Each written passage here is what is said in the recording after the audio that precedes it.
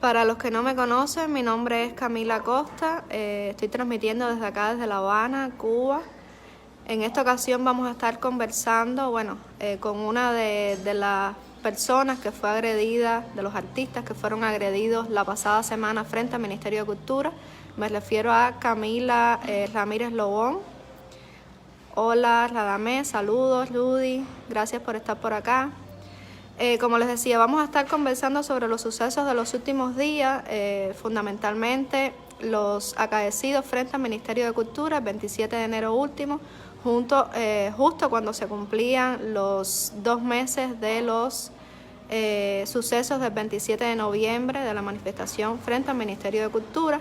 Este día los muchachos, los integrantes del 27N, que es como se ha dado a conocer esta organización resultante del 27 de noviembre, habían decidido realizar un homenaje a José Martí en vísperas de su natalicio, de un aniversario más de su natalicio. Y también, coincidentemente, iba a haber una reunión entre el viceministro Fernando Rojas y 3 de los voceros de este grupo 27N. Camila Ramírez Lobón es una de las voceras de este grupo 27N. Yo fui arrestada ese día en la mañana, creo que muchos de ustedes tuvieron la oportunidad de ver ese video porque pudimos transmitirlo por acá por Cubanet. Y ese día el resultado de esa manifestación frente al MINCUL fue que esos alrededor de 25 artistas y periodistas independientes que estaban allí frente al Ministerio de Cultura protestando por las detenciones arbitrarias, los arrestos domiciliarios de ese día, pues fueron víctimas de actos de repudio, de violencia, de golpizas. Y sobre esto vamos a estar conversando con Camila Ramírez Lobón. Sí, buenas tardes, Camila. He estado un poco explicando lo que ha acontecido en los últimos días. ¿Pudieras explicarnos, por favor, específicamente sobre este 27 de enero? ¿Qué hacían ustedes frente al Ministerio de Cultura? ¿Por qué se congregaron allí? Sí, nosotros el 27, además como esperando el natalicio de José Martí, nosotros decidimos hacer como una especie de gesto, un gesto muy simple que consistía en ir a alguna imagen de Martí en La Habana, colocar unas flores, leer unos poemas y básicamente leer una declaración además del 27N, ¿no? De nuestra voluntad como plataforma, como movimiento de defender y de seguir como abogando por la libertad de expresión en Cuba, ¿no? Y ese mismo día Fernando Rojas el día anterior había llamado para tener una reunión con los que hasta ahora hemos sido como los voceros de la gente del 27N, porque la institución se ha negado a tener una comunicación, o sea, a dejar un rastro escrito de la comunicación. Le hemos insistido mucho en que se genera a través de correo, creamos una cuenta de correo para eso. Y nada, lo que sucedió básicamente es que ese día teníamos ese encuentro a las 12, Junior García, Sorbet y yo, pero decidimos encontrarnos todos para hacer este gesto de homenaje a Martí, ¿no? Y esta declaración de principio. Y la seguridad del Estado, desde el día anterior, se había enterado de que íbamos a hacer algo, había llamado a varios de nosotros para advertirnos de que no hiciéramos nada. Y ese día, en el punto del vedado, que decidimos encontrarnos algunos, que yo me encontré contigo primero, se apareció este oficial de la seguridad del Estado vestido de civil y te detuvo, ¿no? Me intentó arrancarme mi móvil, luego ordenó que me montaran en la patrulla también, me montaron, y yo forcejeamos porque intentaron también arrancarme ilegalmente mi teléfono. Y de ahí, cuando llega un oficial del MININ que atiende supuestamente Cultura, se hace llamar Omar, me sacó de la patrulla para tener una conversación. Y luego de esta conversación que tuvimos, pues me deja ir y yo me reincorporo con la gente del 27N para decirles lo que había sucedido contigo. Y también nos enteramos porque desde ese día tenían vigilancia que Catherine Vizquez y Tania Bruguera habían sido detenidas al intentar salir de su domicilio. Entonces, evidentemente, decidimos juntos, en grupo, ir al ministerio a esperar esa supuesta reunión, pero a protestar, porque además era muy simbólico que en vísperas del aniversario de Martí pues, se siguieran viviendo estos actos constantes de arbitrariedad por parte de las autoridades, o sea, de secuestros, de vigilancia. Y fuimos básicamente a protestar porque las liberaran ustedes tres, y además estando ahí nos enteramos y vimos en el video de que a Mauro Pacheco también lo habían detenido. Entonces, básicamente le estamos exigiendo a Fernando Rojas, de una manera, digamos, artística, además porque lo único que hicimos básicamente frente al ministerio fue mantener la distancia y leer un poema de José Martí, ¿no? Los Patrias.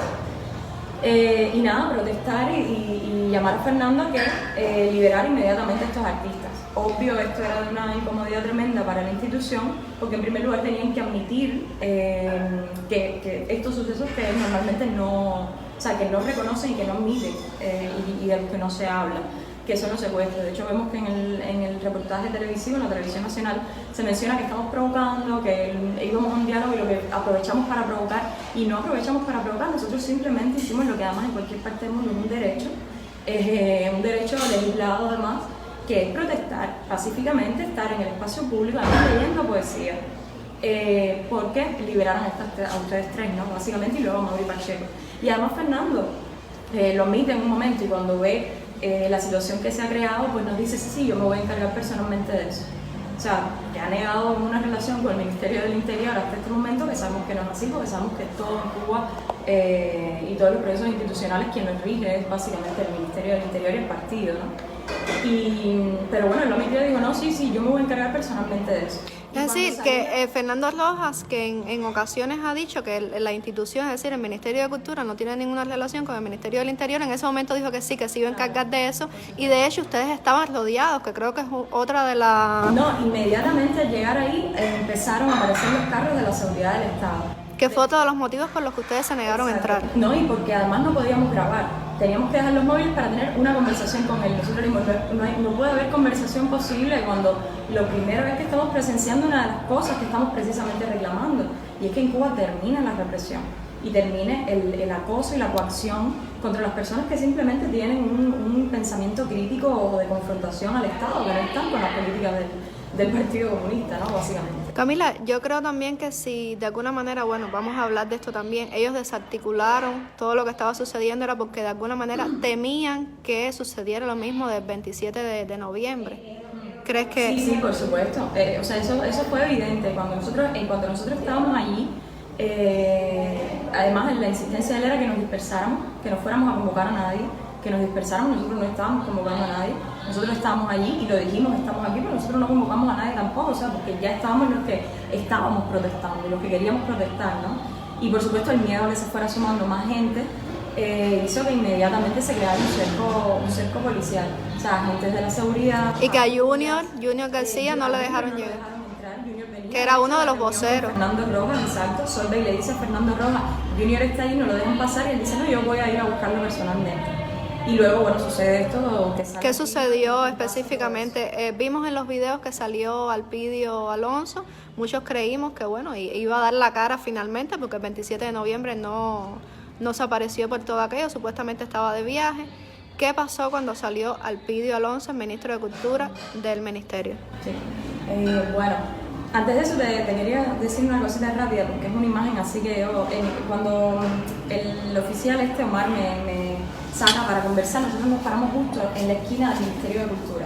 Y yo recuerdo estar conversando con él y ver a dos agentes que estuvieron en tu detención, vestidos de civil, atravesar el jardín, entrar al Ministerio de Cultura como si nada, atravesar el jardín del Ministerio de Cultura y hacerle una seña. Él estaba hablando conmigo y ellos como que le hicieron unas señas de algo, no sé. Y él siguió hablando conmigo. Entonces, es como tan evidente que hay una permisibilidad total en las instituciones, en el país, en todo, que el territorio esté ocupado simplemente por militares, ¿no? O sea, por personas cuya función y cuyo trabajo es básicamente impedir a cualquiera hacer cualquier tipo de acción mínimamente cívica o con sentido, que es lo que estamos haciendo en definitiva. Lo que pasó cuando salió Alpidio Alonso, o sea, Alpidio Alonso no pronunció una palabra. Alpidio Alonso salió del ministerio directamente, o sea, ni siquiera permitieron que fueran las fuerzas militares, las autoridades del Ministerio del Interior quienes se ocuparon de la situación. Ellos salieron directamente y nosotros todos nos quedamos en la expectativa de esperar que fuera a decir algo. Él no dijo nada. Él inmediatamente que ve a Mauricio que está con el teléfono, agrega a Mauricio, le lanza el teléfono, se lo tira al piso, de hecho Mauricio perdió su teléfono, hasta hoy no se sabe dónde está. Y se abalanza sobre nosotros. Yo estoy además conectado a un cargador de teléfono que tiene Mauricio, me coloco inmediatamente entre Mauricio y él y tiro a Mauricio contra la pared para evitar un enfrentamiento. Era como adolescente, era como un comportamiento súper... y ustedes que eran supuestamente los provocadores, era defendiéndose de... No, lo curioso de todo esto es que dentro de toda esa dinámica y de toda esa ola de violencia, ninguno de nosotros lanzó ni una ofensa, ni un golpe de vuelta. Nosotros lo único que hicimos fue resistir. Nosotros no hicimos más nada. Entonces, cuando todos estos funcionarios se abalanzan sobre nosotros, es como que se dispara ya un chip automático que indica es momento de confrontación. Las personas que estaban en la institución del frente, que es de la Federación de Mujeres Cubanas, salen, comienzan a gritar y se arma inmediatamente un acto de repudio. Todas las fuerzas, o sea, todos los oficiales que están en la esquina de civil, de brigadas de respuesta rápida y uniformados, tanto policía como uniformados verdes del Ministerio del Interior, vienen ya encima de nosotros, vienen rápidamente la guagua, la parquean y en este acto de repudio comienzan a coger a cada uno de nosotros y a montarlos de manera forzosa en el ómnibus para trasladarlos. Mientras esto sucedía, todos estos funcionarios de cultura y todos estos trabajadores, altos funcionarios además, porque no eran simples trabajadores, ministros, viceministros, están haciendo un acto de repudio, o sea, gritando mercenarios, gusanos, fuera, bajo la gusanera, las consignas que ya sabemos que emplean en estas situaciones, ¿no? Viva la revolución, viva Fidel, viva Díaz-Canel, etcétera, etcétera. O sea, toda esa violencia, y es importante que eso se entienda, era una violencia de tipo política, o sea, por discriminación y por odio político. No había otra, inmediatamente se asumió ese tono. O sea, no era el tono de que ustedes nos están provocando y ustedes están, no, era político, o sea, era evidentemente de cuestiones. ¿Y en la guagua qué sucedió? En la guagua, yo ni siquiera puedo hacer resistencia a montarme en la guagua porque fue muy rápido, yo estaba mirando qué sucedía con todo el mundo. A Michael solo vi en un flashazo así como que a Michael lo detenían, pero nunca vi para dónde lo llevaban y era como todo muy caótico. Yo ni siquiera me di cuenta, sé que vinieron dos mujeres y me agarraron, una de ellas me agarró y me subió inmediatamente al ómnibus. O sea, en el video que se ve que están subiendo a Mirioli, aguantando el fragmentico de video pequeño que hay de la subida a la guagua, ya yo estoy en la guagua. Hay una mujer que se ve en la esquina vestida de azul, yo estoy debajo de esa mujer que me tiene agarrada contra el asiento. En la guagua primero montaron por la fuerza todo el mundo, o sea, los agarraron, los jalaron, los empujaron, los golpearon, dieron manotazos, dieron piñazos. Como los más visibles fue Oscar Casanella, que sí le quedó marcas de los golpes que le dieron, bueno, fueron bastante, incisivos. Se esmeraron, sí. Alfredo le fracturaron un dedo, Alfredo le partieron un dedo, y en todo este caos de gritos, de violencia, de la gente resistiéndose, de ellos aguantándolos por los pelos, no sé qué, a mí me dejan en el asiento, esta mujer me aguanta, y a mí, en un momento yo que estoy insistiendo, como mira, suéltame, o sea, no tengo hacia dónde ir, no me puedo tirar por la ventanilla, no puedo bajarme del ómnibus, básicamente estoy ya, suéltame, no tienes que agarrarme, porque me estaba agarrando violentamente contra el asiento, ¿no? Incluso me tenía como flexionada. Y ella parece que se molesta, no sé, además es una mujer que está vestida de civil. Porque además todos estos funcionarios presenciaron esto y no solo presenciaron la violencia, o sea, presenciaron una serie de ilegalidades y de delitos que cometieron estas personas, estos oficiales del mínimo. O sea, nosotros fuimos detenidos sin una explicación, sin que nos dijeran, usted está siendo detenido por tal motivo, a usted se le está aplicando tal ley, usted acompáñenos por favor, no hubo una petición de montes, acompáñenos, fue directamente arrastrarnos a la fuerza. Y sin orden, sin identificación por parte de los oficiales que lo hacían sin nada, porque sabemos que así funciona. Y yo le insistí a la mujer que me soltara, que no tenía que aguantarme, que yo no iba a ir a ninguna parte, que por favor. Y ella se molesta, parece, y me dice, dame el móvil. Y me intenta arrancar el móvil. Y ahí sí yo me resisto, o sea, le digo, no te voy a dar mi móvil, o sea, tú no tienes orden de registro, tú no tienes orden, todo eso gritando, orden de detención, todo esto es completamente arbitrario, todo esto es ilegal. No te voy a dar el móvil, y ella insiste, y ya empieza a forcejear conmigo, a aguantarme, a tratar de arrancarme el bolso, el canguro donde traigo el teléfono. Y cuando yo me resisto, ella ve que no puede, viene un policía que me agarra las piernas, viene un oficial del mini que me coloca el brazo contra el cuello, me hace como una llave contra el cuello, me presionan así, me exprimen contra el asiento de la guagua. Los gritos que se ven soy yo gritando que me suelten, o sea, básicamente me estaban asfixiando, Solveig detrás gritando por favor que la suelten, y cada vez que alguien además en la guagua pedía, ya paren, suéltenla, en fin, los oficiales te decían, cállate porque le vamos a dar mano, o sea, cállate porque vamos a violentarla más, ¿no? Y nada, ya hasta que consiguieron arrancarme el bolso, yo hice toda la resistencia que podía, que no es tampoco tanto, y lograron quitarme el bolso. Para al final llegar a la unidad y que entonces pidieran en la unidad del capitán de la policía amablemente que todos apagáramos los móviles y se los entregaran. Y se los entregaron, o sea, todo eso fue gratuito. no tenía por qué retirarme el teléfono en el ómnibus. Y bueno, que sucediera lo que yo sabía que iba a suceder, y por lo que yo me resistí, que es que básicamente me resetearan el teléfono y perdiera toda la información de mi teléfono, y no sé si, bueno, lo clonaron o eso le ha sucedido a varios de... A ustedes los llevaron, los recogieron en este ómnibus ahí en el Ministerio de Cultura y los llevaron para la estación de Infanta y Manglar. ¿Allí qué sucedió? Estuvieron alrededor de 5 horas. Estuvimos 5 horas. A mí me liberaron a las 6:30 de la tarde.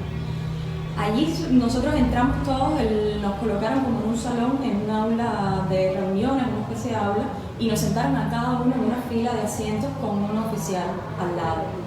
Nos pidieron primero a todos que apagáramos y entregáramos los móviles, y todos los bolsos y las pertenencias se colocaron en una mesa enfrente. Nosotros insistíamos todo el tiempo al capitán, porque estamos detenidos, qué está pasando, qué va a pasar, qué van a hacer. Y él decía, no, ahora vendrá alguien que les explicara. Ese alguien nunca apareció. Básicamente nos detuvieron ahí para ir poco a poco. Todos los oficiales de la seguridad del Estado, o la mayoría de los que ya yo conozco, porque en fin, estaban en escenarios similares, me han interrogado, en fin, estaban allí. Todos los que atienden directamente Cultura estaban allí, Kenia, Mario, en fin. Y básicamente nos detuvieron allí. Pudimos tomar agua porque Oscar Casanella traía agua. Nosotros pedíamos que teníamos derecho a hacer llamadas, además porque había personas ahí con familias, con hijos, extremadamente preocupados porque no sabían qué había pasado. Y pues fueron poco a poco haciendo un proceso con cada uno de nosotros, que además demoraba porque era de uno en uno. Primero registrarnos, o sea, cacharnos a ver qué traíamos. A mí me llevaron para la sala, tuve que sacar todas las cosas que tenía en el bolso, las registraron, y bueno, me palparon todo el cuerpo, me palparon el pelo. La policía que lo hizo, además sin necesidad alguna, porque yo andaba con un jean bien apretado, se notaba que no traía nada. La policía que lo hizo comenzó a subir así, fue muy incisiva en la entrepierna. Yo incluso salté y le dije, pero o sea, no hay necesidad, ¿no? Y nada, así nos fueron registrando uno a uno, y luego nos pasaban como a un interrogatorio. ¿Y en el interrogatorio qué les decían? ¿Con quiénes fueron? A mí fue un oficial, que no recuerdo el nombre, yo le pedí el nombre, se identificó, pero no lo recuerdo, un oficial de uniforme. Básicamente era para hacernos un acta el acta de detención, un acta de advertencia, que hiciéramos una declaración de lo que había sucedido, y bueno, un acta de liberación que nos pedían. ¿Acta de advertencia por qué? Acta de advertencia por una advertencia de no participar en más sucesos de escándalo público, de no provocar más escándalos públicos, ¿no? O sea, como si nosotros hubiéramos provocado el escándalo público. Lo que le respondía a todo el mundo era que allí no había ningún escándalo público, y el escándalo público lo provocaron los funcionarios de Cultura precisamente. Y nada, nos iban pidiendo eso. Yo me negué, yo le dije que no iba a dar ninguna declaración, ni iba a firmar ningún documento. Él insistió un poco, la policía que estaba presente dijo, bueno, no importa que no lo firme, yo hago como de testigo, ¿no? ¿Qué sucedió? Incluso bromeó, bueno, y no vas a firmar la acta de liberación. Le dije, no, o sea, no me has liberado, ¿cómo voy a firmar tu acta de liberación? Y le dije que no iba a decir nada. Le insistió, bueno, ¿pero por qué? Le dije, no, todo está filmado, todo está registrado en vivo en las redes. No, yo tengo Facebook. Le dije, bueno, busquen porque es su trabajo, pero además, como no saben, estamos aquí porque, no sé, ustedes tienen que saber qué fue lo que pasó cuando ustedes nos detuvieron, nos secuestraron básicamente, y nos tienen aquí. Pero además no voy a firmarte acta de detención, ni mucho menos, porque tú no me has permitido hacer una llamada para decirle a mi familia que estoy, ese registro de que estoy aquí no vale nada si las personas no saben dónde yo estoy, ¿no? En fin, yo me negué a hablar.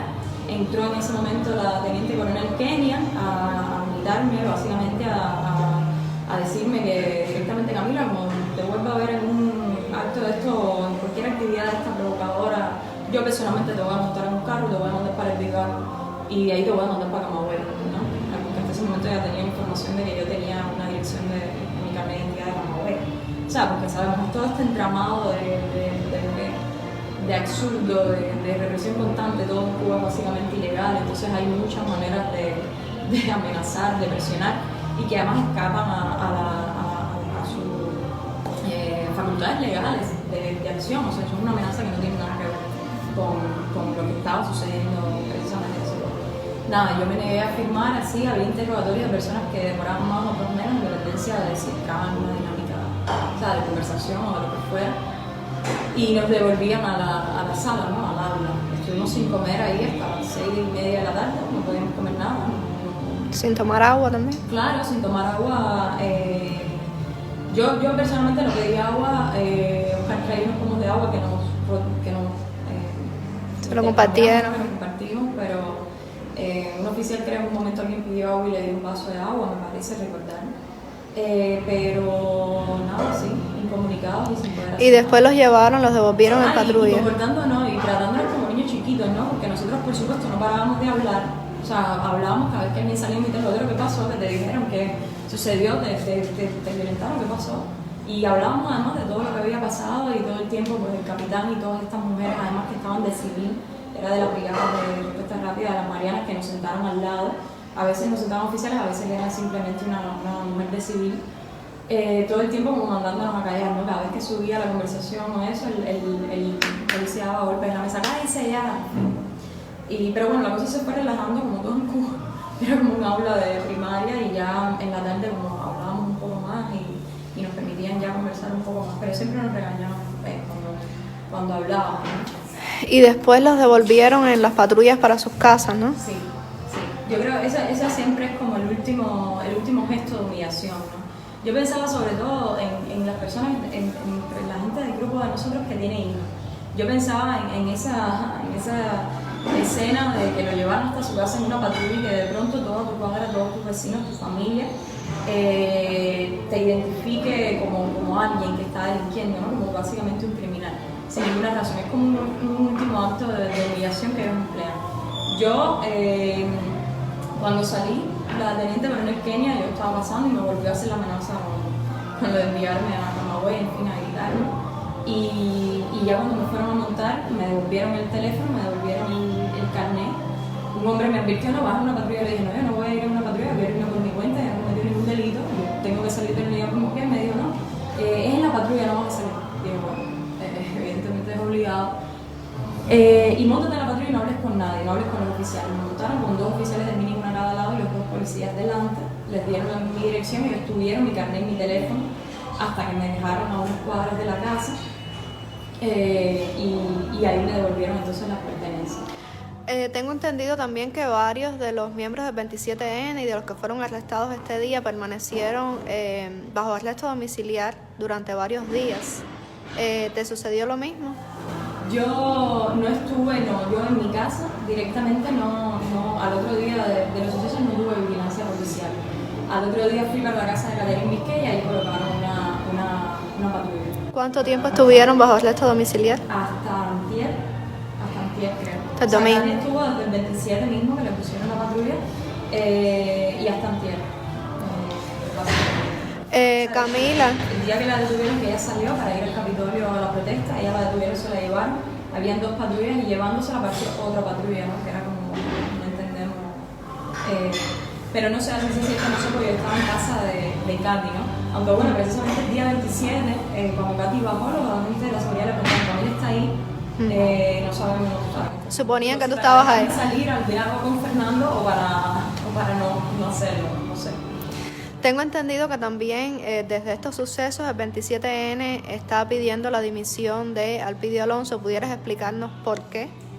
Básicamente se está pidiendo la dimisión porque Alpidio, se está pidiendo la dimisión porque como funcionario público es inconcebible que alguien cometa un acto como el que él cometió. O sea, un funcionario público y más de ese nivel no puede en ningún caso cometer un gesto de violencia y agresión contra otra persona, contra otro ciudadano. De hecho, eso está penado en la ley y no para funcionarios, está penado para cualquier ciudadano que agreda a otro.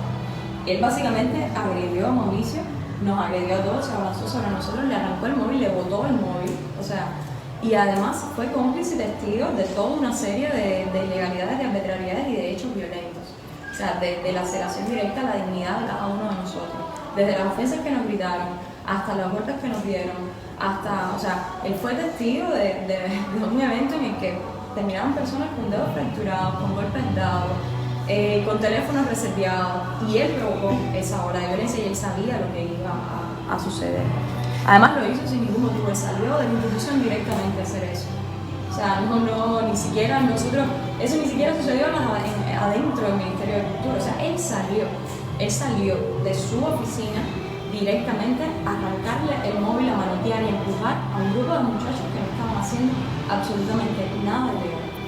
Independientemente de esto, bueno, 2 días después de estos sucesos violentos en el Ministerio de Cultura, el 27N hizo pública una declaración donde, además de pedir la dimisión de este ministro de Cultura, Pidio Alonso, declaraban que, a pesar de todo, abogaban todavía por un diálogo, solo que a otras instancias del gobierno. Es decir, ya no hay nada que hablar con el Ministerio de Cultura, evidentemente, después de estos sucesos.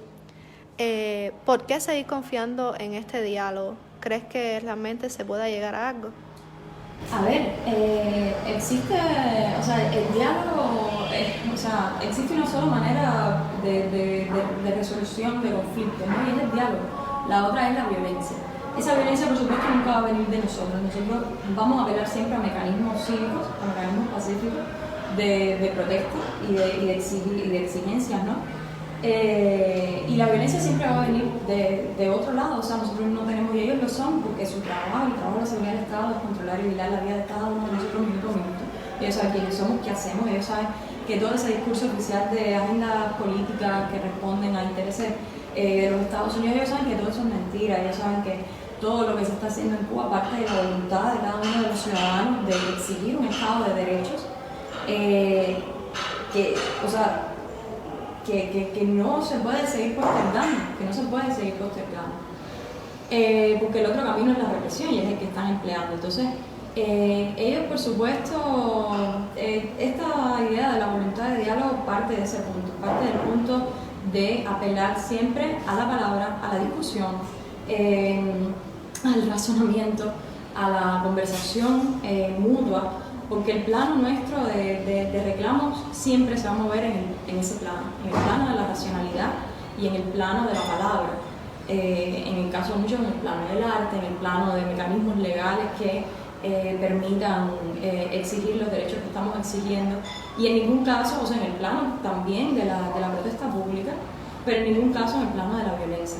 Por eso seguimos hablando de diálogo, o sea, el Ministerio de Cultura, y es precisamente a lo que teme y es por lo que sucedieron todos estos hechos, no entiende que en la base, o sea, sí, claro que lo entiende, precisamente por eso, porque lo entiende, que la base de nuestras demandas no está solamente en una discusión de tipo artístico. El Ministerio ha insistido en hablar sobre la legalización de espacios privados de arte, la censura concretamente artística en espacios institucionales, y nosotros seguimos insistiendo en que todo eso son simplemente consecuencias de un estado de represión, de penalización de la libertad de expresión y de esos mecanismos cívicos para poder cambiar y seguir directamente y tener participación todos los cubanos en los procesos sociales del país.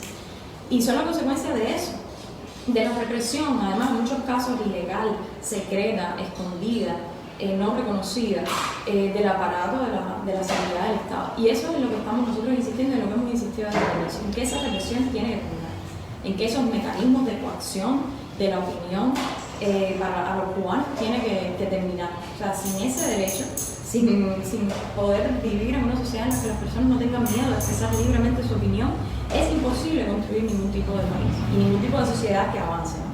Y eso es lo que le estamos insistiendo, y por eso es que ellos se resisten a esto, y por eso es que se resistieron ese día a tener cualquier discusión, porque en la base de todo lo que estamos pidiendo, estamos directamente denunciando una cosa que ellos no quieren admitir. Y es que se estaba secuestrando y que se estaba reprimiendo, y eso es lo que estábamos exigiendo. Y ante un Estado, un poder que no quiere diálogo, ¿crees tú que haya que presionarlos entonces para ese diálogo, y de qué maneras habría que presionarlos? Yo creo que se les está presionando. Yo creo que se les está presionando. Y yo creo, esa palabra la que tienen pánico, que es presión, o sea, es muy complicada, ¿no? Ellos hablan todo el tiempo como si esto fuera una guerra de iguales, de enemigos en primer lugar, y de enemigos en igualdad de condiciones. O sea, nosotros no somos el enemigo. Ellos simplemente son las personas que tienen el poder, y nosotros somos las personas que estamos exigiendo nuestros derechos a ese poder. Nosotros no podemos en ningún caso, digamos, y no es nuestra voluntad tener ni provocar ningún tipo de hecho violento ni de ese tipo de presión. pasa que ellos entienden que el ejercicio y la práctica de esos derechos, que es lo que estamos haciendo y por lo que estamos abogando, pueden provocar también una ola de concientización ciudadana, puede provocar que otras personas también sientan la necesidad de hacerlo y ellos le tienen pánico a eso. Ellos le tienen pánico que sea precisamente desde esas protestas y más desde la protesta pacífica que la ciudadanía comience a reclamar sus derechos, porque además los recursos que nosotros usamos y que estamos mostrando, que son estos, o sea, que se mueven en el plano de la civilidad, ¿no? De la ciudadanía, para ellos son peligrosos porque son legítimos y desde su legitimidad entonces no tienen cómo negarlo y por eso se inventan toda esta campaña de difamación de que detrás de eso hay como esas agendas políticas, etcétera, etcétera. Camila, eres artista, graduada de LISA en el año 2019 y una de las coordinadoras acá de Instar. Tengo entendido además que en tu obra artística tratas el tema del totalitarismo, del poder político. Yo siempre veo el arte como una manera de provocar, de mostrar la realidad, pero también de provocar. ¿Cuál crees tú que sea, cuáles son tus intenciones primero como artista? Es decir, ¿qué intentas provocar con tu arte? ¿Y cuál crees que deba ser el papel del arte en las actuales circunstancias de Cuba? Sí. Bueno, de hecho, yo trabajo en el Instituto de Activismo, tengo ahora mismo, o sea, me he visto involucrada, me he involucrado en como muchas discusiones de activismo social que tienen que ver con activismo político, de denuncia, de protesta, en fin, todo lo que he estado haciendo.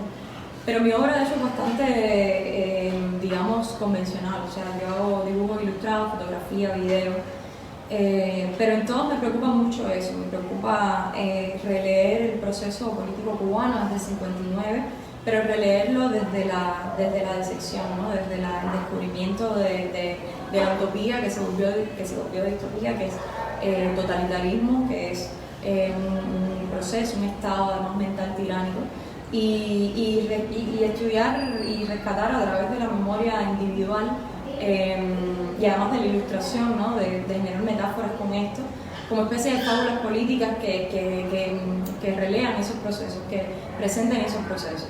Y yo pienso mucho siempre en esos relatos personales, ¿no? Yo creo que es en esas experiencias, en la memoria individual donde tú puedes subvertir ese relato colectivo, ¿no? De esa masa, de ese relato oficial y de esa masa uniformada en la que al parecer todo el proceso ha tenido un mismo curso, todo el mundo ha estado pendiente y yo he tratado con mi trabajo de buscar esas otras cosas, ¿no? Esos estados de decepción, de desilusión, esas contradicciones y esos desvaríos del proceso, para entendernos un poco también como sociedad, o sea, apelar a lo humano. A mí me interesa mucho eso con mi trabajo y también me interesa en el arte en sentido general. El arte tiene que provocar, el arte tiene que derrumbar mitos, el arte tiene que poner en perspectiva lo que sucede en el plano, o sea, en el plano de la realidad. El arte tiene que leer críticamente la realidad, e incluso cuando lo hace desde la introspección, desde un plano más de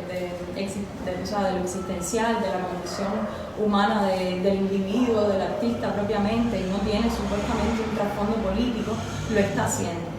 Lo está haciendo porque el artista es esa persona que está leyendo su realidad y reaccionando a ella desde su sentimiento y desde su estado, ¿no? Y es como y puede leerse también entonces la realidad. Y en Cuba, obviamente, la realidad es tan asfixiante a veces, es tan arbitraria, es tan absurda, es tan opresiva, que inevitablemente ese estado tiene que verse en el arte y tiene que denunciarse. Y el arte tiene que asumir mucha responsabilidad con eso. Y por otra parte, los artistas también tienen que asumir otra responsabilidad que ya no tiene que ver directamente con el contenido que generan, sino con su relación con el espacio público, con su relación con la institución. Porque muchas veces sucede esto, muchas veces hay un poder que está todo el tiempo manipulando y redireccionando los discursos artísticos y a los artistas propiamente como objetos de validación de su política, de la política y de la ideología del Estado. Y eso es sumamente triste, o sea, sumamente terrible, porque allí el arte pierde su capacidad genuina y su capacidad de provocación, desde que tiene compromisos con otras cosas que no sea con la propia con el pensamiento y con la propia voluntad del artista y su capacidad de análisis, o sea, deja de ser honesto. Y entonces se tiene que mover en ese plano de la suspicacia constante, de lo que conviene, de lo que no conviene. Y eso es algo que ha sucedido en Cuba. Eso es algo porque la política cultural del Estado cubano estaba claramente marcada desde el inicio. O estás con la revolución o no estás con ellos. Y ya. Estás ya confinado a un plano, a un estigma del no ciudadano, del indeseable, del ciudadano, del que no tiene espacio y cabida en la sociedad, ¿no? Del fantasma. Entonces, eso tiene que cambiar. Y yo creo que los artistas tienen que empezar a ver cada uno cómo pueden desde su responsabilidad, creo que lo están haciendo además, y desde lo que les toca, y pensar además en su condición ciudadana, sobre todo, antes de su condición como artista, que están transmitiendo un discurso, que están transmitiendo un discurso que está siendo escuchado por mucha gente. Y en la dignidad y en la honestidad de ese discurso va a estar también la garantía de una sociedad sana, de la sociedad, digamos, libre, democrática que todos queremos. Y eso me parece que ha estado sucediendo. Creo que ha estado sucediendo hasta ahora y cada vez más visible, más en la comunidad artística. Y tiene que seguir pasando. Tiene que seguir pasando. Sí, acá en el chat estaban comentando un poco del papel del arte en otras dictaduras y tenemos el caso, por ejemplo, de la República Checa, que el primer presidente fue Václav Havel, un escritor súper importante, y la intelectualidad y el movimiento artístico tuvo un papel fundamental en la caída de la dictadura acá en la República Checa, así que tenemos algunos antecedentes. Uno de los términos que ustedes manejan acá también es el de activismo, ¿no? El arte como forma de activismo. Y Camila, volviendo un poco al tema este del 27N, después de los sucesos del 27 de enero, muchos se han cuestionado, ¿no?, si se va a seguir adelante, si la plataforma va a continuar con sus demandas o si va a plantear un freno, digámoslo así, en todos los logros o toda la labor que ha desarrollado. Bueno, tenemos a Václav Havel, pero tenemos también a José Martí. O sea, tenemos referentes súper directos en Cuba, de que ha sido precisamente la intelectualidad o quienes han guiado un poco también, quienes han tenido muy clara esa condición de ciudadano y de compromiso político con la realidad al tiempo que la figura de o sea, que el trabajo ya intelectual o artístico.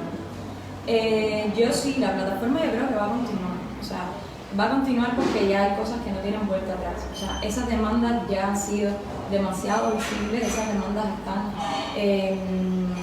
moviéndose y moviendo el deseo de muchas personas que quieren participar y que quieren llevar adelante esa discusión.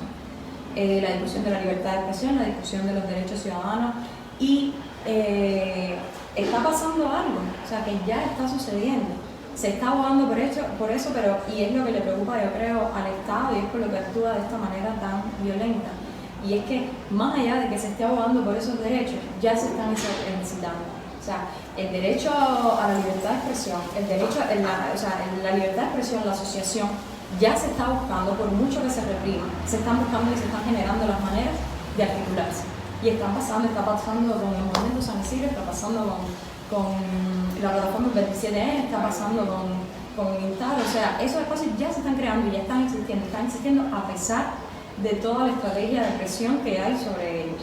Están resistiendo y están creando una cultura de resistencia y de reclamo de esos derechos. Ya. Muchas gracias, Camila. ¿Querías agregar algo más? Bueno, para las personas que se fueron conectando por el camino, estuvimos conversando con Camila Ramírez Lobón, una de las artistas que fueron violentadas el 27 de enero frente al Ministerio de Cultura. También una de las integrantes del 27N, una de las voceras de esta plataforma. Estuvimos conversando sobre los sucesos de los últimos días y un poco también del papel del arte y de lo que va a continuar desarrollando esta plataforma 27N. A todos muchísimas gracias y bueno, buenas tardes.